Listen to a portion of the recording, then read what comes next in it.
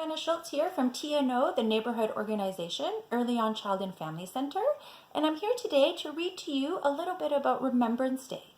So in Canada, Remembrance Day is a very special and very somber day where we take some time to think about and reflect on the sacrifices that brave men and women made for us to be able to enjoy the freedoms and liberties that we have today as Canadians. Let us never forget the sacrifices that they made. And let's please always keep in mind that democracy is a very fragile thing. And democracies can and have crumbled. So it's very, very important that we never forget the past so that we don't repeat it in the future. Now, sometimes parents struggle on how to talk to their children about Remembrance Day. Of course, it's a sensitive topic. We're talking about war.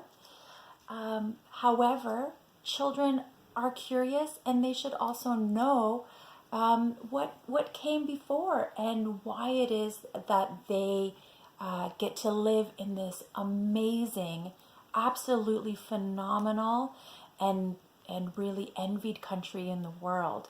And one of the ways we do that is by, of course, paying tribute to the people that made sacrifices for us to be able to enjoy these things. And what better way to do that than with books? So I brought a great book to share with you today called The Kids' Book of Canada at War. This book is by Elizabeth MacLeod and illustrated by John Mantha. I got this book from one of my favorite sources for books, which is a secondhand store.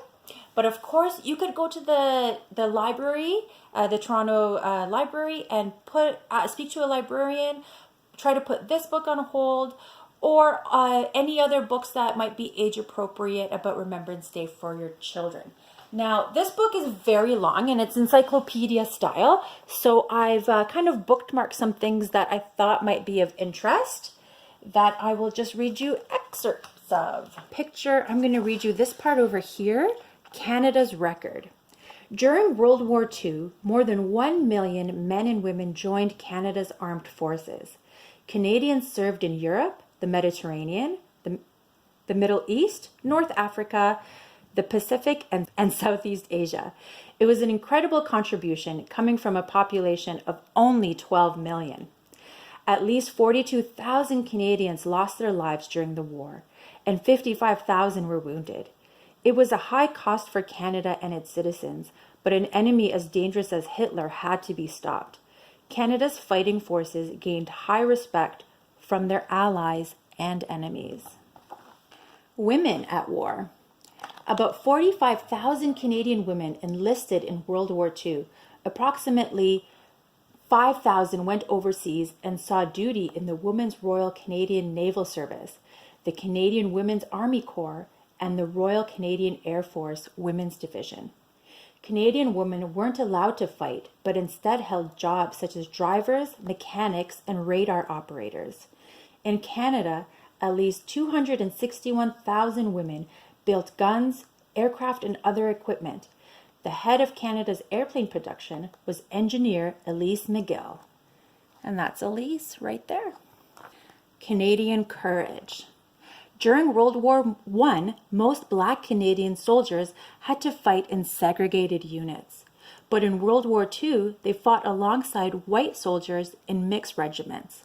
7 sons in the Carty family of St. John, New Brunswick served in the war. Adolphus, Clyde, Donald, Gerald, and William all joined the Air Force, while Malcolm and Robert fought with the Army in Europe and the Middle East. They all survived the war and returned home to Canada. And a little bit about a more modern times is peacekeeping.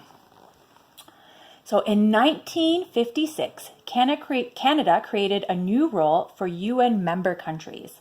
The man responsible was a Canadian diplomat and later Prime Minister Lester B. Pearson.